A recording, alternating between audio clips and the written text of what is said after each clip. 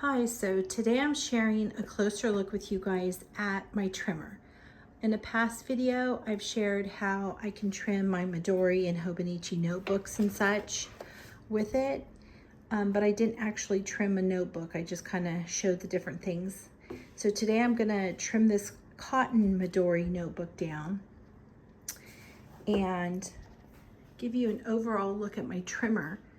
It normally stays on the ground and I roll it around.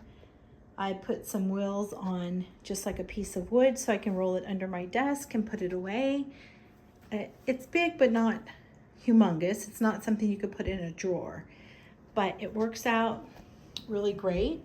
This is the brand here. I got mine directly from the company. I think you can also get it on Amazon and such. I got mine when it was on sale. So I'm gonna go ahead and pop this down. I'm gonna show you as best I can, and then I'll also dock it, so just kind of bear with me as I try to do this one-handed. So here is the trimmer. Now it doesn't come down exactly even across. It does give a little more pressure at the front. And then it has this little lever system that comes down and that will tighten on your book. So you want to do that really nice and tight so your book doesn't move. And then there's some spots for cutting like A4, B5, B6, A5 in the different directions.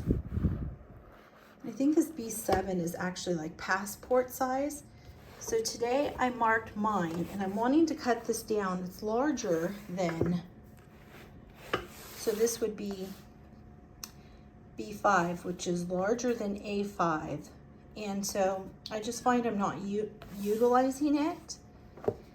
So I think cutting it right down the middle and having one as landscape, one as portrait, and being able to utilize that for like sketch and watercolor and such. So this is where I'm going to cut it today. I made sure to pull my ribbon out so I could at least utilize it on one of the books. So let's go ahead and place that in here and trim that. I'm going to go ahead and mark that where I want to. Now normally I could just line it up with the lines from where I want to cut it. But since mine is a particular, I guess, little custom size I'm wanting to do, I need to line the blade up, my blade, with where I want to cut it. So I'm going to come in here a little, make sure, now that blade is seriously sharp, like I've put my hand in there and just lifted up and bumped it, and I have cut myself. Pretty good. Okay, so I have the blade in place. The blade's in place. I'm gonna dock you guys for a second while I tighten this up. Oh, Tommy partner, this is not the time.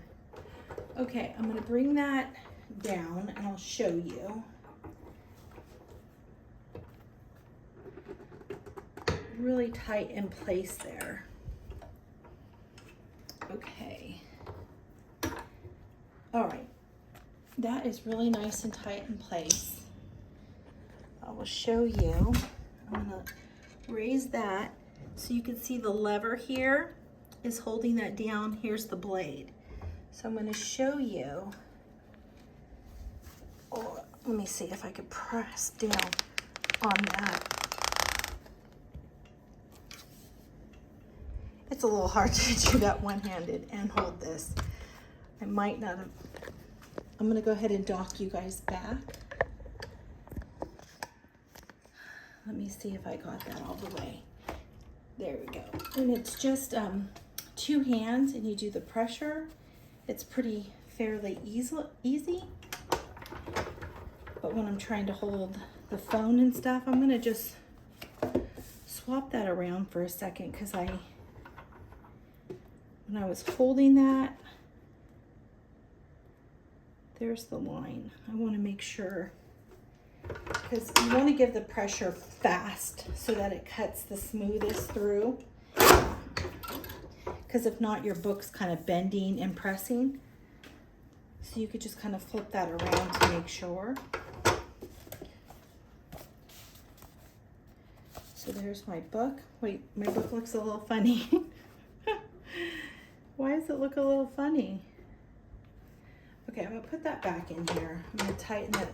That's what, you know, I guess I kind of get for trying to hold the phone, trying to do everything and press down on this, because you don't want to do slow. You want it fast so that you're trying to give the most even pressure possible.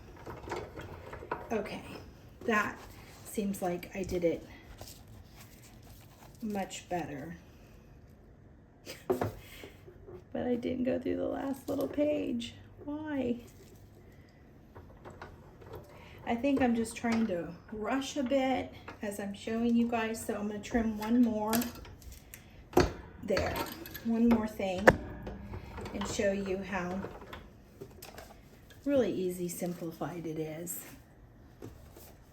Okay, that is a really nice. There's my booklet. The pages are really great. So you can take a look at that. So that would be really cute for landscape or portrait sketching. Really cute size. Okay, this one, I'm going to go ahead and toss it back in and make sure I cut it as accurate as possible. And again, it's just one fast, quick pressure of the handle is most important. When I was just going like slow and trying to show you guys, just like that, nice and quick.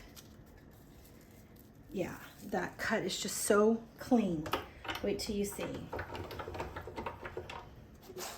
Look at that.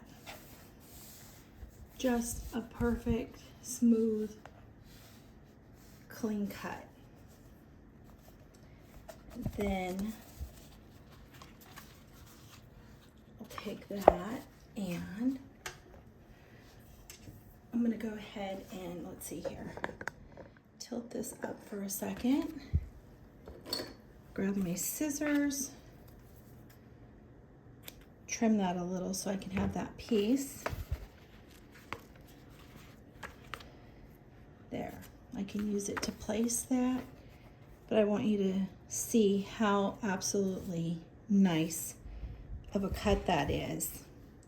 So the first go around when it wasn't, that is because I didn't just do the quick, nice, even, fast pressure.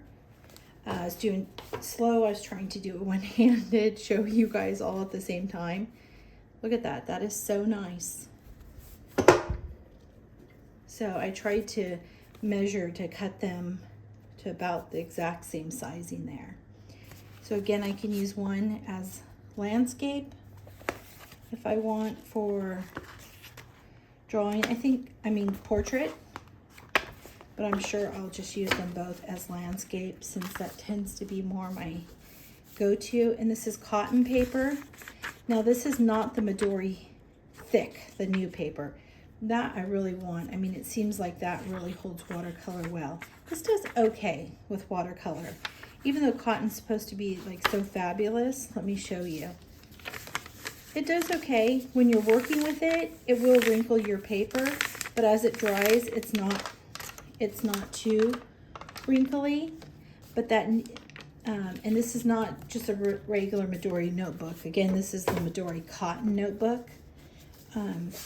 But the new Midori thick, that is supposed to take watercolor and different pens like extremely well, even way better than the cotton. So, okay, there is my closer look at my trimmer and how you utilize it. Sorry for the beginning of getting it a little bit wrong. Sometimes I try to do a little too much to show every little detail, but it really is just a fast It kind of gives its own pressure in here, a fast, quick, and that gives the sharpest, cleanest, most even cut. If yours doesn't happen to do that, you can always flip it and turn it back the other way and trim off any little excess like I did. And it just worked out perfectly. So because I trimmed down a lot of my notebooks, I trimmed down my Hobonichis to pocket and passport size. I trimmed down the A5 Midori notebooks to standard size to go in my Traveler's Company standard notebooks. I've trimmed down ones to make little passport size so that I can have a thick, good quality paper notebook for my passport. Traveler's Company. So Midori, I think, is my ultimate go-to love of paper. If there was a planner, I know Midori makes planners, but kind of like the style I'm looking for, that would be key. But the thing is with good paper, you're getting a thicker notebook.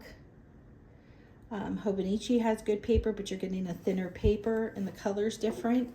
So it really just depends what you like, but I really love being able to have this to make my different notebooks work really great for how I utilize them. So I hope you enjoyed the closer look. And if so, you like it, please like the video, and I'd love to have you if you're not subscribed here.